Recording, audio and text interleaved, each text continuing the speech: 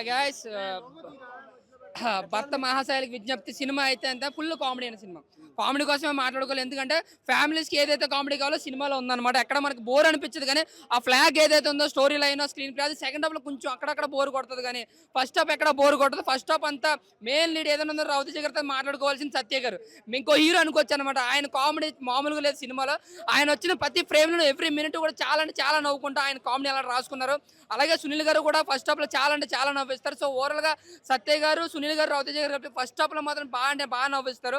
But second half వచ్చేప్పటికి ఏంటంటే story line routine అయిపోవడం, స్క్రీన్ ప్లే రొటీన్ అయిపోవడం, ఎక్కడో చూసిన సినిమాలో ఏదో మిక్సింగ్ అవుతుందన్న ఒక ఫీల్ అయితే కనిపిస్తుంది. బట్ బోర్ అయితే కొట్టదు.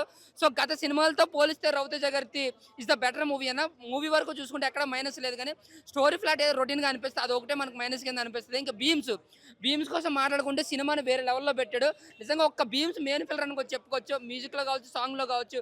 ముఖ్యంగా కొన్ని డిఫరెంట్ మ్యూజిక్ ట్రై చేశారు డీజే విధంగా. అది బ్యాక్గ్రౌండ్ మాత్రం చాలా అంటే చాలా బాగా అనిపించింది. ఇంకా సెకండ్ టాప్ లో వచ్చే డీజే ట్రాక్ కార్తీక మాసం అదే కార్తీక దీపం రిమిక్స్ సాంగ్ ఒకటి చేశారు. అదైతే మాత్రం సూపర్ అనమాట. అదే చాలా అంటే చాలా ఎంజాయ్ చేస్తారు. కొన్ని రిమిక్స్ ఉన్నాయి కూడా, మీమ్స్ రిమిక్స్ అన్ని చేశారు. అయితే చాలా బాగా అనిపించింది. ఇంకా క్లైమాక్స్ ఏంటంటే ఇంక అంతే, ఈ కథకి వెళ్ళాక అనుకుని ఇంకా అలా వదిలేశారు అంతే. క్లైమాక్స్ ఏదో ఒక డైలాగ్ కొడతారు, పక్కన మాట ఇంటి సక్కనకపోతే నీ మాట నువ్వేనా ఒక డైలాగ్ అయితే వేసి వదిలేస్తారు అంతే, ఇంకా అయిపోద్ది అక్కడతో. సో ఓవరాల్ గా అయితే రవితేజ గారు ఫ్యాన్స్ అయినా అదర్ ఆడియన్స్ అయినా సరే హ్యాపీగా ఫ్యామిలీని తీసుకొచ్చి ఒకసారి చూసి ఎంజాయ్ చేసే సినిమా అండి. అక్కడక్కడ బోర్ కొట్టిన కామెడీ ముందు అదేం కనిపించదు. సో ఓకే, ఒక క్లాస్ వేలో ఒక రొటీన్ కమర్షియల్ మూవీ అనుకోవచ్చు అంతే. ఓవరాల్గా నా వరకు చూసుకుంటే ఓకే, హ్యాపీగా వెళ్ళి ఎంజాయ్ చేసి రావచ్చు సినిమా అయితే. Thank you.